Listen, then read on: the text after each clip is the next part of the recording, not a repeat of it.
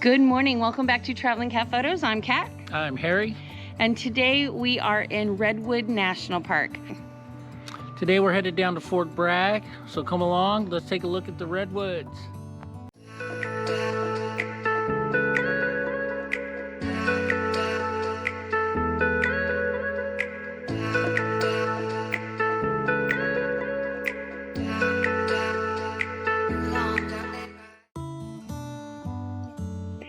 We started out by stopping by Dutch Brothers and grabbing some coffee. Yep, I got spoiled on this trip. We don't have a Dutch Brothers near our house. We went back up north to Crescent City to see the Battery Point Lighthouse.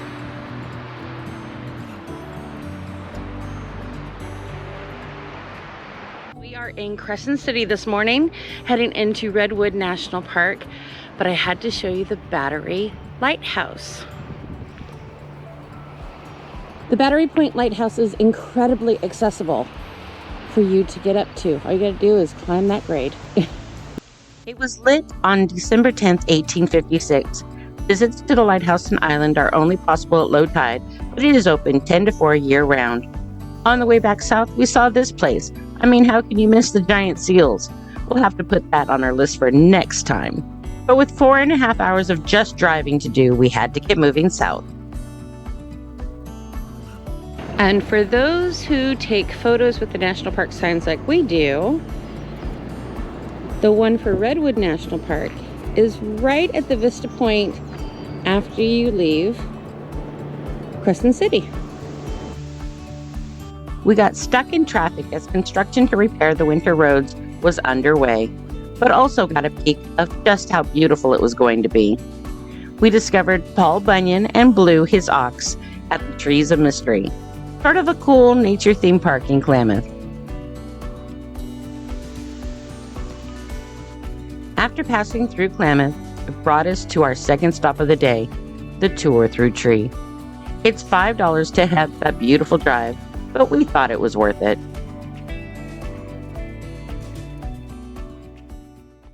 Here we are at the tour through Tree in Klamath.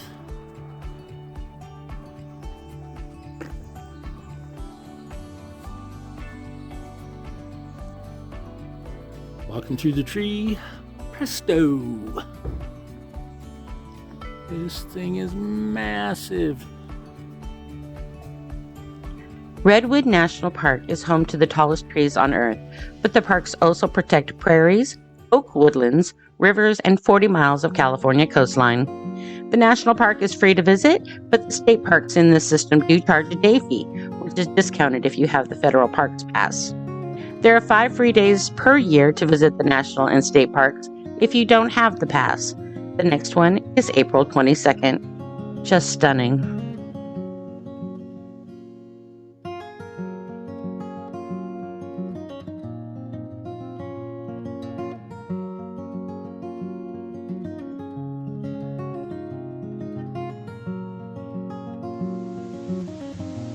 This parkway is a 10-mile scenic drive through the ancient redwoods. There are plenty of places to stop and walk through the trees, but we were on our way to the Big Tree Wayside, and you'll quickly see why this was our main stop of the day. The walk to the Big Tree is less than 200 yards from the parking area. You barely enter the trail for the Big Tree, and it's already magical.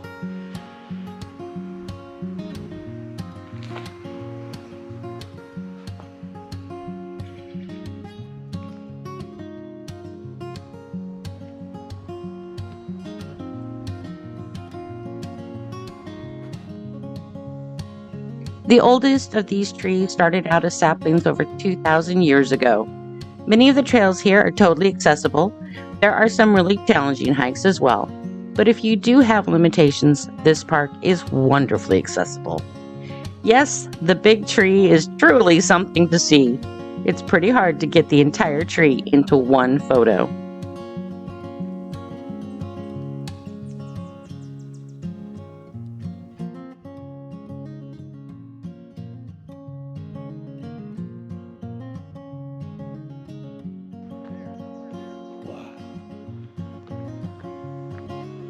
We have included a link below in the description which gives you suggestions on what to see and do, no matter how long or how short of a time you have to explore the parks. As with almost all the national parks, pets are not allowed on most of the trails, but there are areas here where they are allowed, so make sure to check out the park page on the NPS site for that information. It's really hard to get the grandeur because they're so large.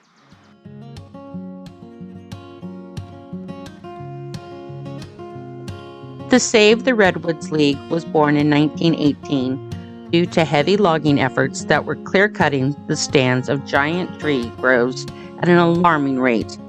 And eventually the league succeeded in helping to establish the redwood preserves of Jedediah Smith Redwood State Park, Del Norte Coast Redwood State Park, and Prairie Creek Redwood State Park, protecting it from that logging. But it wasn't until 1968 that Redwoods became a national park, and not till 1978 that the protected borders had been set. By that time, 90% of the redwoods had been logged. Today, only 5% of the old-growth redwood forests survive. The remaining 100,000 acres of redwoods reside primarily in California.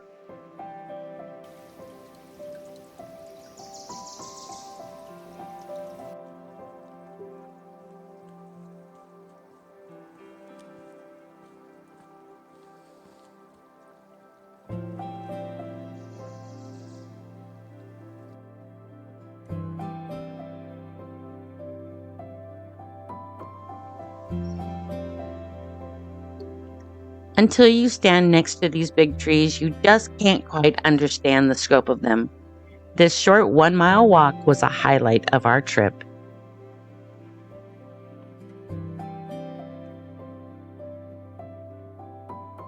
The walk in the big trees is truly magical. And there are definitely different areas you can go to, and lots of trails that cut off. But it's all amazing.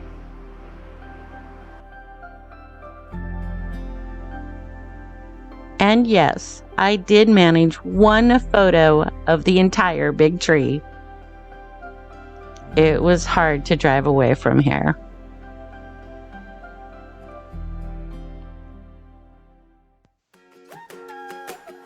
There are 5 visitor centers to visit. Watch for Roosevelt elk and deer grazing in the elk prairie. We stopped off at the Prairie Creek Visitor Center, picked up some new stickers, and the stamp for our book. This was as close as we got to elk, but we did see some wildlife.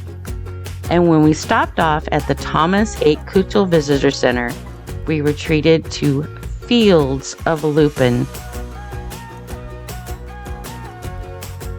Remember to do a bit of research if you want to do the Fern Canyon hike.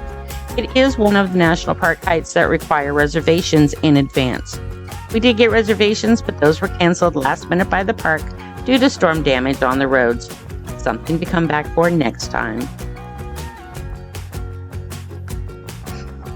We took a break for lunch, and Carmela's and Arcata was so good.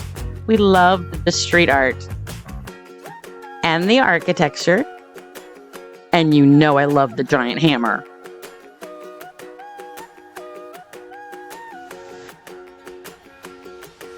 Just south of Eureka is the Victorian town of Ferndale. In 1854, Stephen William Shaw constructed the first house in the area and called it Ferndale. When it became the first post office, it also became the name of the town. We knew we didn't have time to really do the town justice, but wanted to give you all a look around town so you could see what fun it would be to explore this place. Due to a long dairy history of the town, these grand Victorians were known as butterfat palaces. And this one, the gingerbread palace, is my absolute favorite. And you can actually stay here for about $200 a night because it's the B&B.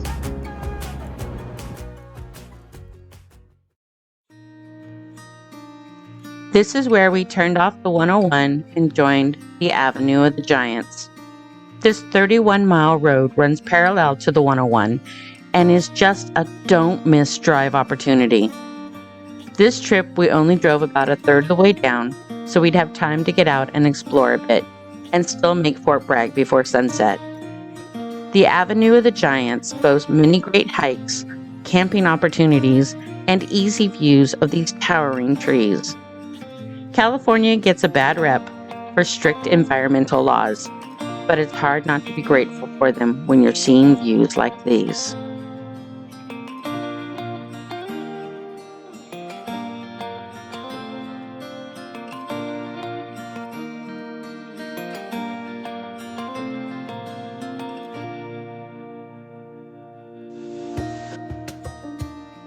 Our final turnoff of the day was in Liggett, California, where we stopped for gas and the Chandelier drive-thru tree.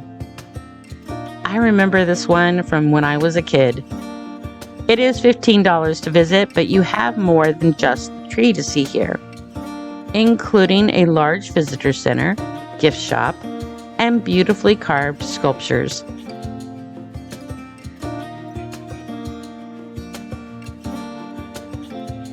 Including this guy. As we drove through the tree, we were both a bit nervous. We were driving a small sedan, and it is as tight as it looks.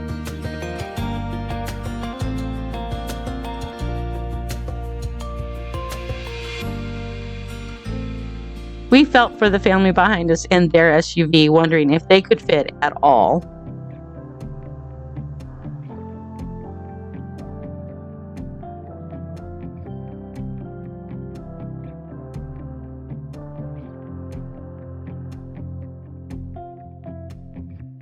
Way back when we started, you guarded your heart away.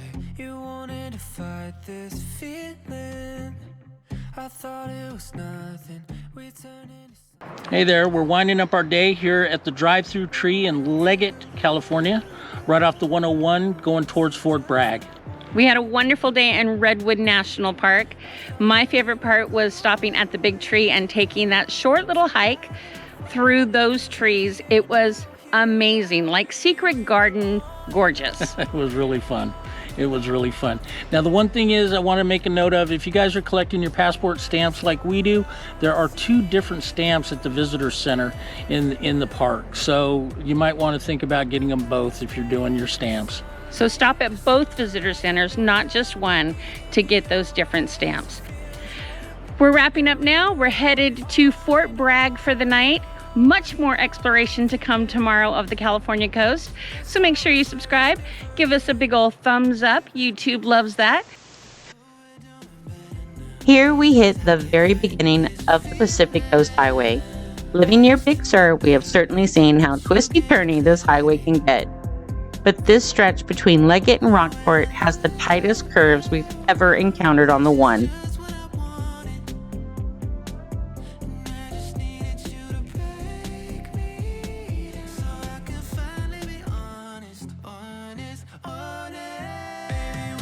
After what feels like several hours, but is actually only 16 miles, you pop out of the woods and this is your payoff.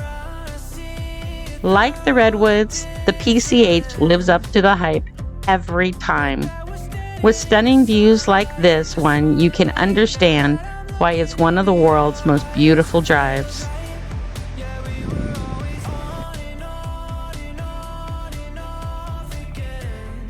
From there, it was less than an hour before hitting the beautiful tree tunnels and entering Fort Bragg for the night. We're staying at the Harbor Lite in Fort Bragg, and this is our view.